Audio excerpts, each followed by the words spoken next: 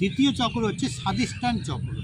এই স্বাধিষ্ঠান চক্র হচ্ছে আমাদের যে রিপ্রোডাক্টিভ যে সিস্টেমগুলো রয়েছে, যে সন্তান জন্ম দেওয়ার ক্ষেত্রে যে যে যন্ত্রগুলো কার্যকরী ভূমিকা পালন করে, সেই তার উপরে আধিপত্য রয়েছে এই স্বাধিষ্ঠান চক্র। স্বাধিষ্ঠান চক্র হচ্ছে আমাদের জীবন থেকে যাবতীয় বাধা বিপত্তি দুর্গতিকে নাশ করে দেওয়ার একটা শক্তি। স্বাধিষ্ঠান চক্রকে যদি আমরা সক্রিয় করে তুলতে পারি, তাহলে কিন্তু আমরা জীবনে সততই প্রতিষ্ঠিত হব। একজন মানুষ অনেক টাকা রোজগার করে, তার কাছে অনেক কিছু রয়েছে, কিন্তু সে ইনসিকিউরিটিতে সে ভুগছে। সবসময় তার মধ্যে একটা দুশ্চিন্তা রয়েছে যে কালকে কী হবে, আমি কতদিন পর্যন্ত আমি আমার এই অবস্থাটাকে আমি ধরে রাখতে পারবো, টিকিয়ে রাখতে পারবো। এই যে একটা অস্থিরতা, সামাজিক অস্থিরতা, তার মধ্যে একটা আর্থিক অস্থিরতা, তার মধ্যে একটা সম্পর্কগতভাবে অস্থিরতা, এই যে অস্থির একটা ভাব, সে তাকে প্রতিষ্ঠিত হতে পারছে না কোনোভাবেই। সেটার মূল কারণ হচ্ছে যে আমাদের স্বাধিষ্ঠান চক্র সক্রিয় নয়। সেই স্বাধিষ্ঠান চক্রকে আমাদের সক্রিয় করে তুলতে হবে। স্বাধিষ্ঠান চক্রকে যদি আমাদের সক্রিয় করে তুলতে হয়, তাহলে একজন সাংসারিক ব্যক্তি কীভাবে করবে? সে করবে তার যে পিতা এবং পিতৃস্থানীয় তাকে সম্মান করবে।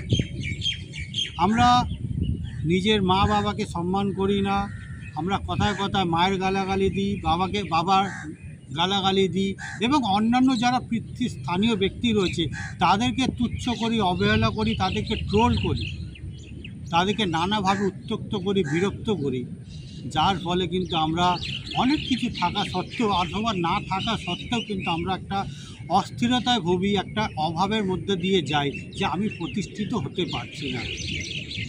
মূলাধার চক্র হচ্ছে আমাদের মূল আধার, অর্থাৎ আমাদের যে ফাউন্ডেশন, যে সাংসারিক জীবনে যে ফাউন্ডেশন, যে অর্থগতভাবে আমাদের একটা স্বাবলম্বী থাকতে হবে, তাকে যেরকম নিশ্চিত করে, ঠিক স্বাধিষ্ঠান হচ্ছে মানে আমাকে প্রতিষ্ঠিত করে। স্বাধিষ্ঠান মানে স্ব অধিষ্ঠিত, মানে আমার যেটা গুণ, আমার যেটা স্বভাব, আমার যে ধর্ম, আমার যে কর্ম, সেই ধর্ম কর্ম জায়গায় নিজের স্ব অধিষ্ঠান, আমার গুণ এবং প্রতিভাকে যে জায়গা আমার বিকশিত হবে, সেটাই হচ্ছে আমার স্ব অবস্থান, যার নাম যোগে বলা আছে স্বাধিষ্ঠান।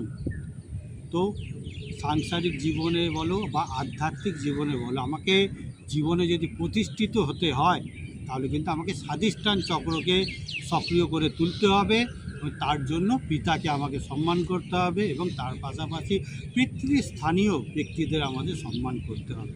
অতএব যদি জৈবিক চাহিদা আমাদের পূরণ করতে হয় এবং আর্থিকভাবে এবং প্রতিষ্ঠিত হতে হয় সামাজিকভাবে, সাংসারিকভাবে, তাহলে কিন্তু পিতা এবং মাতা এই দুই ধরনের যে ব্যক্তি রয়েছে আমাদের সমাজে, এনাদেরকে আমাদের সম্মান করতে হবে। কোনোভাবেই মায়ের গালাগালি বা পিতার গালাগালি দেওয়া একেবারেই চলবে না, তাদেরকে কোনোরূপ কষ্ট, অমর্যাদা ইত্যাদি দেওয়া চলবে না।